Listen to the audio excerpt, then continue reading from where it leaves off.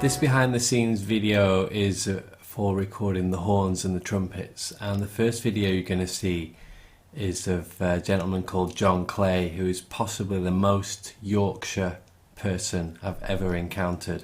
An amazing guy that I think you're going to enjoy listening to. He's really funny.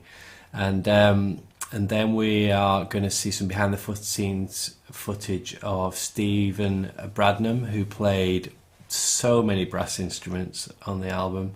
He played euphonium, trombone, bass trombone, French horn, tuba, and a bunch of other things.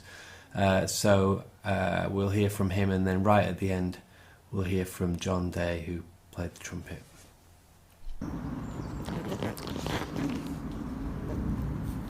So here I am about on a really cold autumn day in 2018, about to record the brass parts for my album, and I was just thinking, is there anything more English than this? Check this out.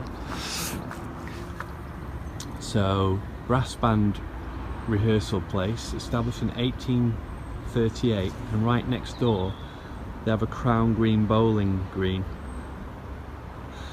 I just think the only way that could be more English was if that was a cricket pitch and people were drinking tea, although it's autumn and probably a bit cold for cricket. Yeah, there you go. So really excited about recording the horns today. It's going to be a good day. Just thought I'd give you a bit of behind the scenes, as I know you guys love that stuff. How does it feel to be playing on basically a heavy metal record that's going to go all over the world? Very, very, for me, very, very strange. Well, my name's John Clay, and I'm the conductor of Clifton and Lightcliffe Brass Band in Brighouse. The band is reputed to have begun in 1838. So in Yorkshire there's like a really strong tradition of brass bands. Where's that sort of come from? Is it like people getting together at factories, or what's the tradition there? Titus Salt at Saltaire and Foster's at Blackdyke, they realised that brass playing was to take the drudgery out of working 12 hours a day to make music. So yeah, okay. Give me 3 clicks in. I'll just find that. Oh, you want me to drop you in the same place you started from before, or? No, because by the time I get there I'm going to be knackered. And I'm really pleased that Stephen's asked me to do it. Whether it gets to top 10 or not, I am happy to have done it, because I was brought up not to like heavy metal and rock music and pop music. Unfortunately, I was geared to classical music and have been all my life, and it's a mistake. I ought to have diversified a long way away, and I'm glad you've asked me to do it, because it's an absolute first-class experience. Thank you for having me. I hope I can satisfy you what you wanted after me. Oh, I'll shake your hand on camera. Thanks, John. Thank you very much. Thanks for giving your time. Thank you. Great playing. It's a pleasure. Yeah. It's a pleasure. I've right enjoyed myself today.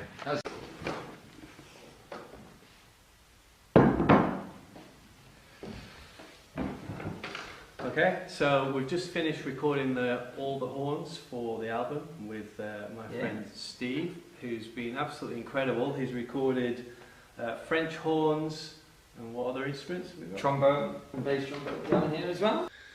So here we are in the hall that we're recording in. It's a really nice sounding hall to get the sound of the horns for the album. So my friend Steve Bradnam's been playing just tons of different kind of horns. There he is. So I'm just going to just show you what we've got set up for recording this, so you can get a feel for what's going on. So first mic I've got a Zoom stereo mic, which is really far back in the hall, just to get the sound of the room and the reverb that's in the room. So that's the first thing. That's set quite far up the stands. And then I have my computers down here. Got a valve preamp for one of the microphones, but I'll just tell you about these first. So I have a stereo pair here. These are sometimes called the Decca microphones, and this would be above where the conductor usually stands, to get still the sound of the room, but a bit more direct. And then on stage, we have an AKG C414, and that's a really direct sound. So what I'll probably end up doing for the record is, for if there's any real solo parts, we'll be using the close-up mic, but most of the sound will probably be the stereo pair, so it sounds a bit more orchestral and a bit more distant. You get more of that reverb and a more kind of sound that blends together. But then if I got something that really attacks, like a really punchy sound, I'll probably go to the direct mics. And then as a backup, I've got the first mic that I showed you. So, it's been a cool day. Steve's Very works. hot day in summer, so we're in shorts and... Yeah, so... But yeah, so Steve's worked super hard. It's really rare to get a brass player who plays French horns and trombone, and he's going to play tuba for us as well. And what we had to do was record all the parts, like lots of times to multi-layer them. So what's the biggest, how many brass parts did we have on one of the tunes? Seven French horns and 3 trombones. 7 French horns and 3 trombones, and Steve played them all. It's been really incredible learning experience for me, just to hear kind of just how the instruments work, and it's been a real sort of privilege actually to hear stuff that I've written down in notes on the paper, something that is kind of a new area for me, and to hear it, just a musician come in and play them, just bringing the music to life, has been really incredible. So Steve, what have you enjoyed about the music and the day?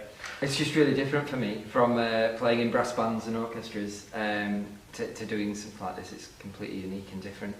And it's music that I enjoy. I think in brass bands a lot of music is very rhythmical and stuff like that. So there's a unity between brass bands and sort of progressive rock. It's very rhythmically driven music, because brass is so loud and often rhythmical in what it does, that it ties over quite well. So I've enjoyed doing it in a progressive rock type fashion rather than just with the brass bands. Yeah, so we've had stuff written in 5/4, 7/4, and just stuff like that, and syncopated 7/4 as well. Yeah. So not just straightforward 7s. Yeah, it's been like 14/4, but 14. It's a bit academic. So yeah, so that's awesome. So really looking forward to you guys hearing this stuff on the record for real, getting the album done. But I just want to say thanks to Steve for the amazing job that he's done today. He's worked super hard. It's been 2 days of just playing non-stop, so his face hurts, I imagine. Yeah. So yeah, okay. Nothing. Enjoy. There you go. Perfect. This was a really amazing sounding space. It's an art gallery at Bradford College, and the sound was just incredible. And we had the place to ourselves, and John, again, fantastic musician. He managed to record all the parts pretty much first take, so well done, John Day. Brilliant player.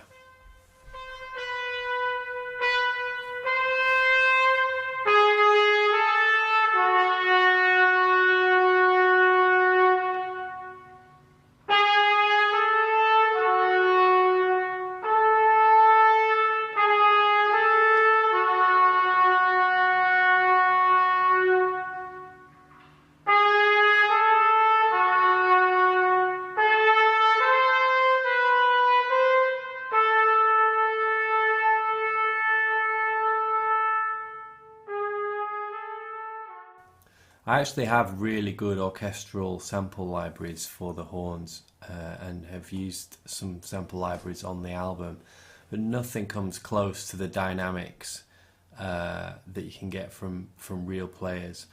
And particularly when Steve and Bradnam played on At the End of All Things, he took my arrangements and the music that I'd written and arranged it sort of properly, because he really knows what he's doing when it comes to brass.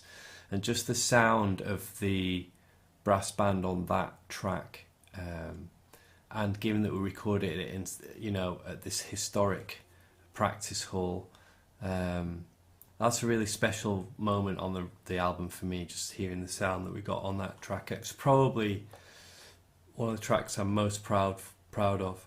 At the end of all things, just the combination of the dynamic range of the electric guitar and then the dynamics from the brass. I just think that track is very, very, very special indeed. Well, it is to me anyway.